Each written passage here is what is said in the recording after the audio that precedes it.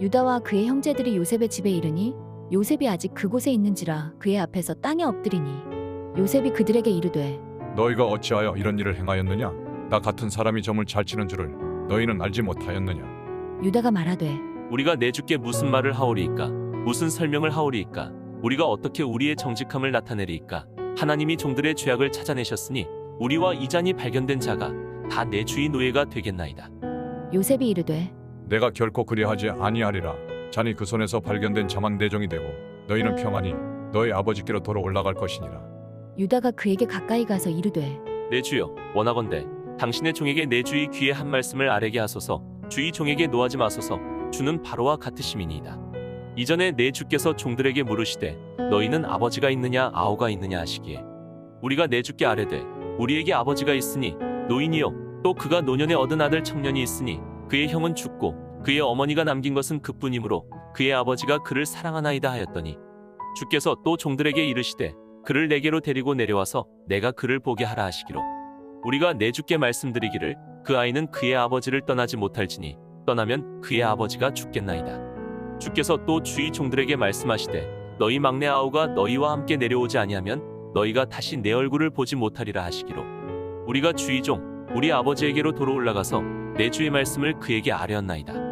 그 후에 우리 아버지가 다시 가서 곡물을 조금 사오라 하시기로 우리가 이르되 우리가 내려갈 수 없나이다. 우리 막내 아우가 함께 가면 내려가려니와 막내 아우가 우리와 함께 가지 아니하면 그 사람의 얼굴을 볼 수 없음이니이다. 주의 종 우리 아버지가 우리에게 이르되 너희도 알거니와 내 아내가 내게 두 아들을 낳았으나 하나는 내게서 나갔으므로 내가 말하기를 틀림없이 찢겨 죽었다 하고 내가 지금까지 그를 보지 못하거늘 너희가 이 아이도 내게서 데려가려 하니 만일 재해가 그 몸에 미치면 나의 흰머리를 슬퍼하며 수올로 내려가게 하리라 하니 아버지의 생명과 아이의 생명이 서로 하나로 묶여 있거늘 이제 내가 주의 종 우리 아버지에게 돌아갈 때 아이가 우리와 함께 가지 아니하면 아버지가 아이의 없음을 보고 죽으리니 이같이 되면 종들이 주의 종 우리 아버지가 흰머리로 슬퍼하며 수올로 내려가게 함이니이다. 주의 종이 내 아버지에게 아이를 담보하기를 내가 이를 아버지께로 데리고 돌아오지 아니하면 영영이 아버지께 죄짐을 지리이다 하였사오니 이제 주의 종으로 그 아이를 대신하여 머물러 있어 내 주의 종이 되게 하시고 그 아이는 그의 형제들과 함께 올려 보내소서. 그 아이가 나와 함께 가지 아니하면 내가 어찌 내 아버지에게로 올라갈 수 있으리까? 두렵건대 재해가 내 아버지에게 미침을 보리이다. 중보자는 적대적인 사람들 사이에서 서로의 갈등을 해결해주고 화해시키는 사람을 말합니다. 유다는 베냐민을 보호하고 갈등을 해결하기 위해 중보자로 나섰습니다. 이러한 유다의 모습은 하나님과 우리 사이의 중보자 되시는 예수 그리스도를 떠오르게 합니다. 본문에 나온 유다를 통해 예수님을 생각해 보며 중보자에 대해 알아보는 시간을 갖겠습니다. 본문을 보면 요셉이 은잔을 도둑질한 것에 대해 호통을 치자 유다가 베냐민을 변호하며 나서는 내용이 나옵니다. 유다는 먼저 베냐민이 죄인임을 인정했습니다. 그는 베냐민과 자신을 동일시하면서 모두가 죄인이기에 죄값을 함께 받겠다라고 말을 합니다. 이어서 베냐민의 처지와 아버지인 야곱의 사정에 대해서 구체적으로 설명합니다. 유다의 이러한 설명은 요셉과 베냐민을 모두 만족시키는 내용이었습니다. 유다의 설명에 요셉은 그토록 보고자 했던 형제의 정을 확인할 수 있었을 거예요. 이렇듯 베냐민을 변호하기 위해 유다가 나선 것처럼 마찬가지로 우리에게도 예수님이라는 변호사가 계시다는 거예요. 요한일서 2장 1절에 보면 사도 요한은 우리 중에 누가 죄를 짓더라도 예수님이 하나님 앞에서 우리를 변호해 주신다고 말씀하고 있습니다. 사탄은 하나님 앞에서 죄인들을 끊임없이 고소합니다. 우리로 하여금 죄 앞에서 정죄하게 만든다는 거예요. 그러나 사탄이 우리를 정죄할 때마다 예수님은 우리를 변호해 주십니다. 예수님의 보혈의 피로 용서받은 자들임을 증언해 주신다는 겁니다. 혹시 죄가 생각나 마음이 낙심될 때가 있나요? 정죄하게 되어 괴로울 때가 있나요? 우리의 변호사이신 예수님께 나아가시기를 바랍니다. 성경에 보면 현장에서 간음하다 잡힌 여인이 나옵니다. 사람들이 이 여인을 예수님께 데리고 와요. 당시 율법에 따라서 이 여인을 돌로 쳐서 죽여야 되는데요. 예수님은 이렇게 말씀하십니다. 너희 중에 죄 없는 자가 먼저 돌로 치라. 사람들은 양심의 가책을 느꼈는지 다들 돌아갑니다. 그때 예수님은 이 여인에게 이렇게 말씀하세요. 나도 너를 정죄하지 아니하노니 가서 다시는 죄를 범치 말라. 예수님은 우리의 모든 죄를 사해 주셨습니다.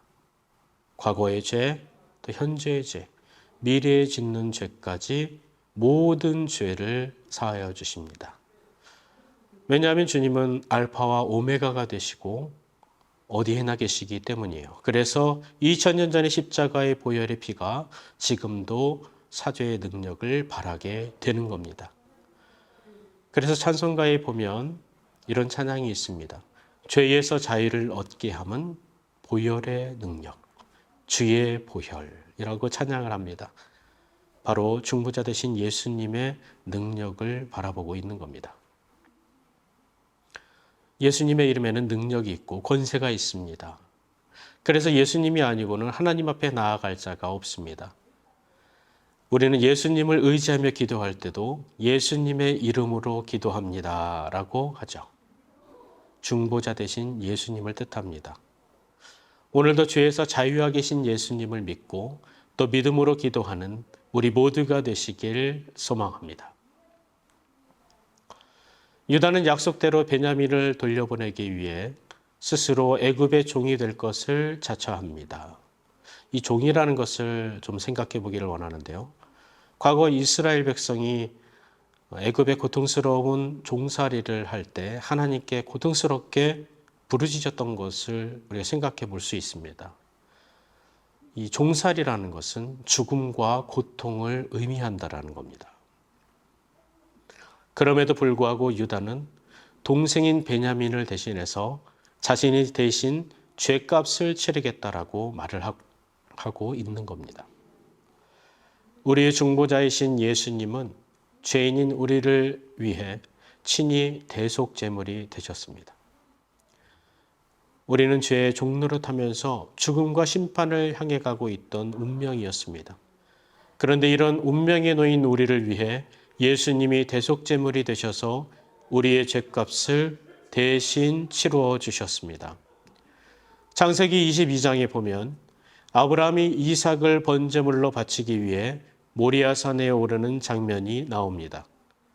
이삭이 제물이 되어서 결박된 채 제단에 오릅니다. 바로 우리가 이렇게 죽을 수밖에 없는 존재였다라는 겁니다. 하지만 하나님은 수풀에 순양을 준비하셔서 대속제물로 삼으셨어요. 대신 이 양을 죽여서 제사를 지냅니다. 죽을 수밖에 없는 우리를 대신해서 예수님은 기꺼이 대속제물이 되셔 돌아가셨습니다. 그러므로 우리는 날마다 대속자 예수님의 공로에 감사하며 하나님의 뜻에 합당하게 살아가야 합니다. 죄를 다 용서받았으니까 그럼 막 죄를 짓고 살아도 되겠다라고 생각하지 않는 겁니다. 바울은 말합니다. 결코 그럴 수 없느니라. 죄를 사해 주신 그 은혜에 감사해서 늘 주를 위해 살아가게 된다는 거예요. 죄의 종노릇에서 벗어나서 놀라운 구원에 합당한 자들로 살아가게 된다는 걸 의미합니다. 이제는 우리의 중보자 되셔서 우리를 죄에서 구원하신 그 은혜를 기억하고 감사하며 하루하루를 살아가시길 원합니다. 그리고 죄의 노예로 사는 것이 아니라 주님의 자녀로서 거룩한 삶을 살아가시는 우리 모두가 되길 간절히 축원합니다.